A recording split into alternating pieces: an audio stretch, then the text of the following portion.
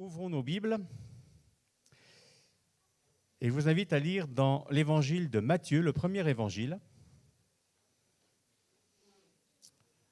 au chapitre 5 et à partir du verset 1er. Merci. Donc, Matthieu 5, verset 1er jusqu'au verset 12.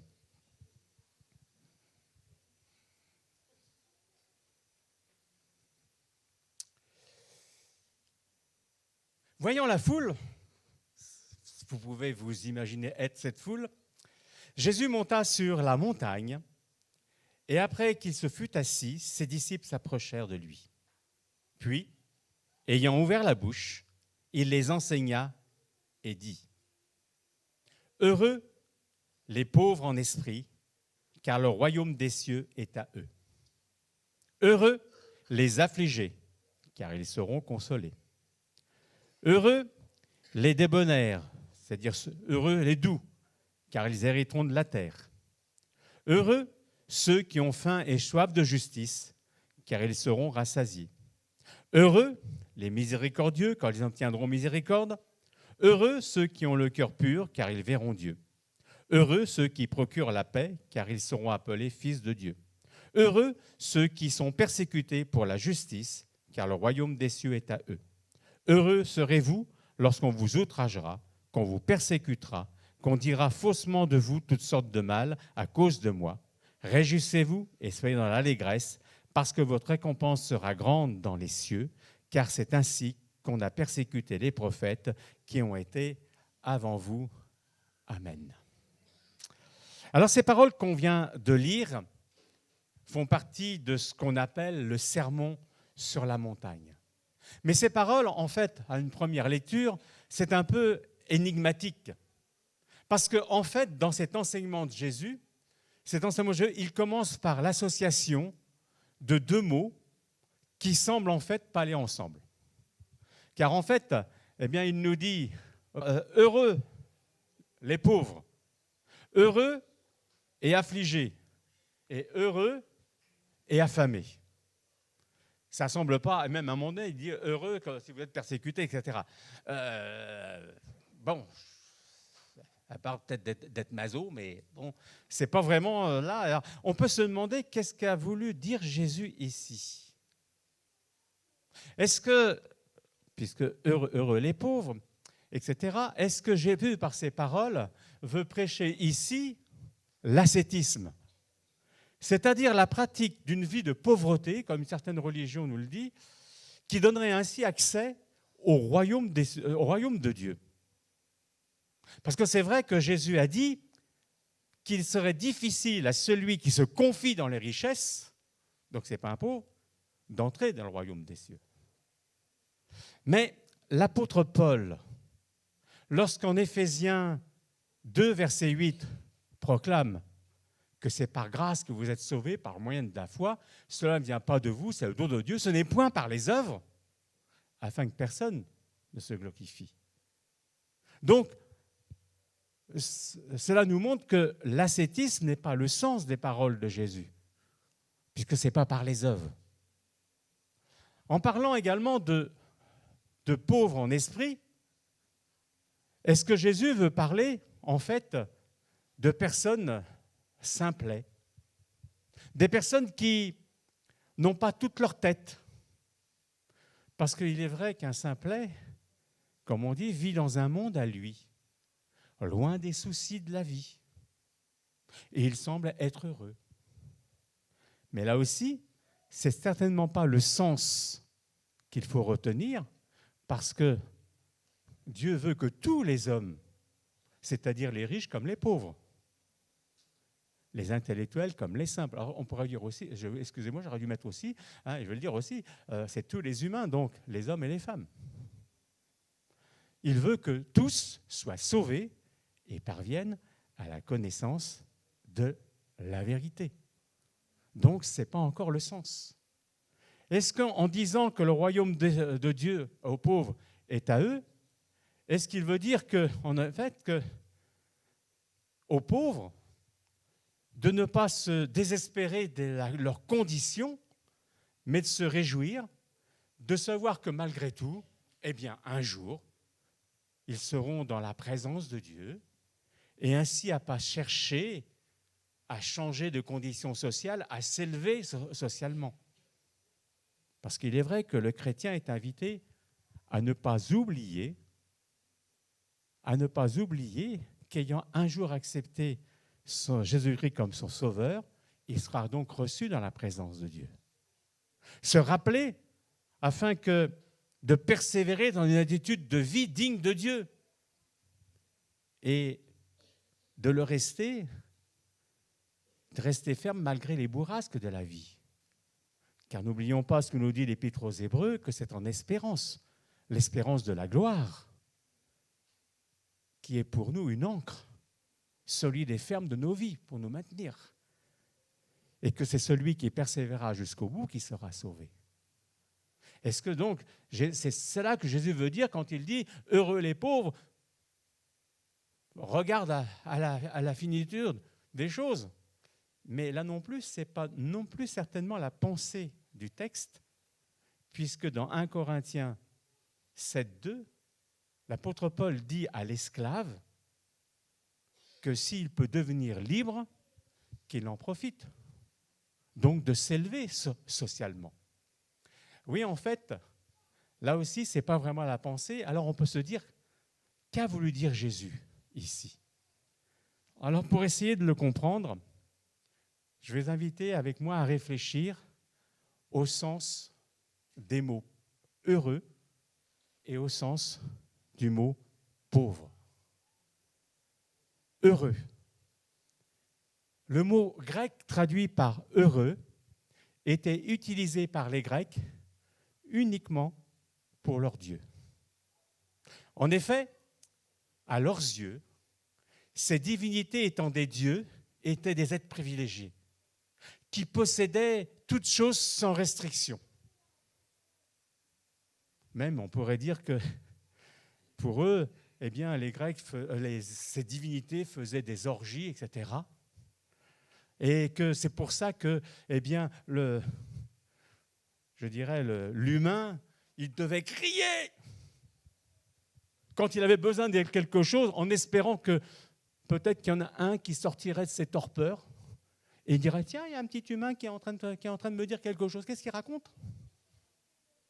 Oui, pour eux, heureux, c'était ce qui désignait leur divinité. Et de ce fait, ces divinités étaient dans un état de satisfaction et de contentement. Et c'est pourquoi ils les appelaient les bienheureux. Par contre, chez les Juifs, ce mot a été repris pour exprimer la situation que l'humain connaîtrait après la mort lorsqu'il serait dans la présence de Dieu. Où là, il ne sera plus astreint aux contingences de cette vie. Là où il n'y aura plus ni larmes ni deuil. Cette pensée ressort dans cette parole qu'une femme un jour va dire à Jésus « Heureux celui qui prendra son repas dans le royaume des cieux. » Mais ici, si on lit bien le texte, les propos de Jésus laissent penser que Jésus ne parle pas d'un futur, mais de quelque chose qui est présent. Car il dit « Heureux les pauvres, car le royaume de Dieu, des cieux, est ».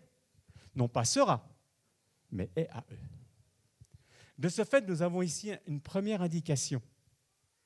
Être heureux, béni, content de son sort maintenant. Mais alors comment? Alors on va le voir en regardant le deuxième terme, comme je vous l'ai dit, qui est pauvre.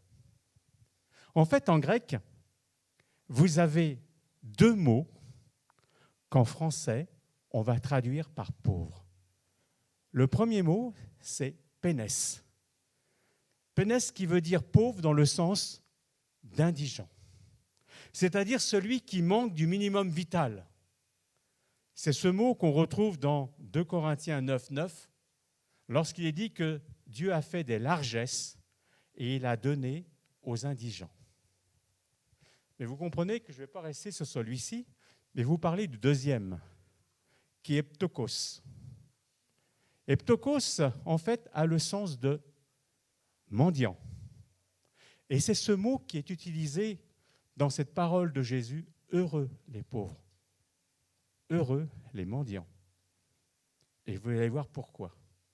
Parce que si Jésus prend ce mot, et si c'est ce mot qui est utilisé, c'est qu'il y a une raison. Ce mot ptokos, on le retrouve dans cette parabole de Luc 16, 20, pour qualifier Lazare, cet homme qui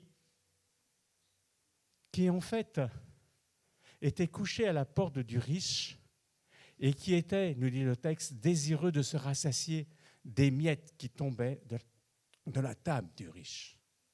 Parce que Lazare, pour vivre, n'ayant rien ni aucune réserve, était lié en permanence, et je mets ça en majuscule, était lié en permanence de la générosité des autres. Donc voilà la deuxième indication. C'est que, en fait, être heureux, béni maintenant, en réalisant que nous avons chaque jour besoin de la bénédiction de Dieu et avoir toujours besoin de plus de Dieu. Ma sœur, mon frère, notre vie spirituelle deviendra vraiment pauvre si chaque matin, nous ne sentons pas la nécessité d'être renouvelés spirituellement. Rappelons-nous, oui, je le dis aussi pour moi, rappelons-nous ce que Jésus va dire à l'église de Laodicée. Parce que tu dis, je suis riche, je me suis enrichi, je n'ai besoin de rien, parce que tu ne sais pas que tu es malheureux, misérable et pauvre, pokos, aveugle et nu. Je te conseille, dit Jésus, d'acheter de moi, de venir vers moi, de l'or éprouvé par le feu, afin que tu deviennes riche, des vêtements blancs, qui parlent de la justification, afin que tu sois vêtu et que ta honte de la nudité ne paraisse pas, et un collier pour oindre tes yeux, afin que tu vois. Si Jérémie, dans le livre des Lamentations, dit ceci, que les bontés de l'Éternel se renouvellent chaque matin, et en fait, j'aime bien la version Tob, qui dit en fait que les bontés de l'Éternel sont neuves chaque matin, parce que Dieu ne veut pas nous donner du pain rassis.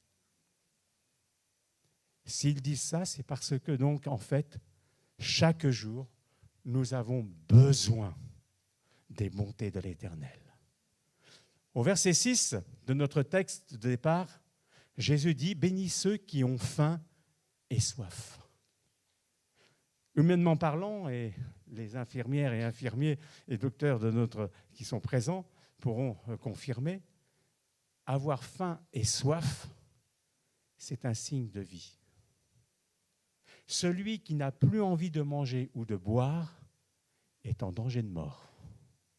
Ma sœur, mon frère, ne nous contentons pas des bénédictions et expériences du passé, mais aujourd'hui, disons, j'ai besoin de Dieu. Le mot pauvre en esprit est rendu dans la version parole vivante comme ça. Heureux ceux qui sont conscients de leur pauvreté spirituelle.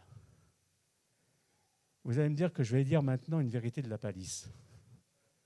Un mendiant, c'est quelqu'un qui mendie. N'oublions pas que pokos veut dire mendiant. Mendier, c'est demander humblement à quelqu'un d'accorder un secours nécessaire. Mais c'est aussi rechercher ce secours et le rechercher avec empressement et insistance. Donc, sur le plan spirituel, être un mendiant, ressentant notre besoin spirituel, notre manque spirituel, c'est venir chaque jour demander à Dieu d'y pourvoir. Mais demander quoi ? Je pense que la première chose, c'est d'être demandé d'être rendu semblable à l'image de Jésus-Christ. L'apôtre Paul nous dit « Ayez en vous les sentiments qui étaient en Jésus-Christ ». Jésus ici parle de ceux qui ont faim et soif de la justice, non pas de celle des hommes, car comme le dit Ésaïe au chapitre 64, la justice des hommes est comme un vêtement souillé. mais avoir soif d'une relation avec Dieu qui est centrée sur l'obéissance, comme la vivait Jésus avec son Père. Jésus était doux et humble de cœur. Il était miséricordieux, obéissant à la volonté divine, et par le don de sa vie, a rétabli la paix entre Dieu et l'homme. C'est cette image qu'il nous faut avoir. Avoir faim et soif d'être rendu semblable à Jésus-Christ. Et à cette aspiration, Dieu veut y répondre, puisque, nous dit l'apôtre Paul dans Romains, ceux que Dieu a connus d'avance, il les a aussi prédestinés à être à l'image de son Fils, afin que son Fils soit le premier-né de plusieurs frères.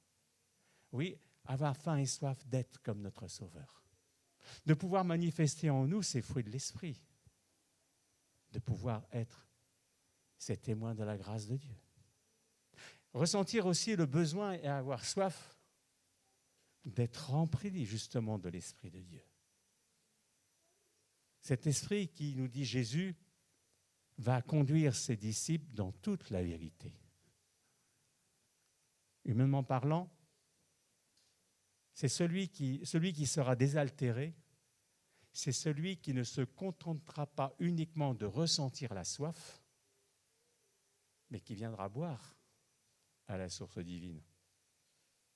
Vous êtes d'accord ? Jésus n'a-t-il pas dit « Si quelqu'un a soif, qu'il vienne à moi, et que celui qui croit en moi boive. Car comme le dit les Écritures, des fleuves d'eau vive jailliront de lui. » En disant cela, il faisait allusion à l'esprit que devaient recevoir plus tard ceux qui croiraient en lui. Si tu as soif d'être rempli de l'Esprit de Dieu, il faut que tu viennes à la source. Car de cette source jailliront de lui, cette source, ces fleuves d'eau vive. Avoir soif des choses spirituelles. Venir à Dieu et prendre ce qu'il nous donne.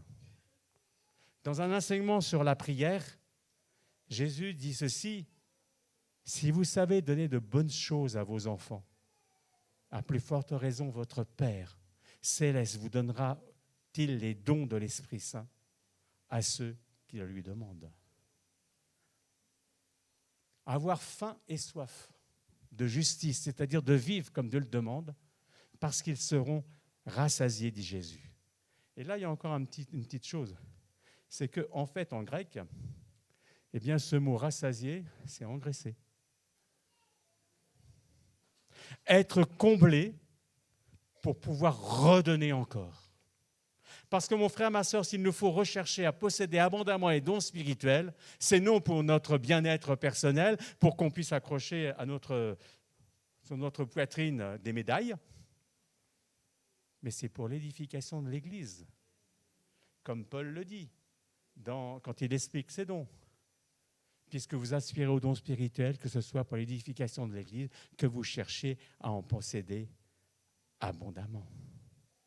Alors, mon frère, ma sœur,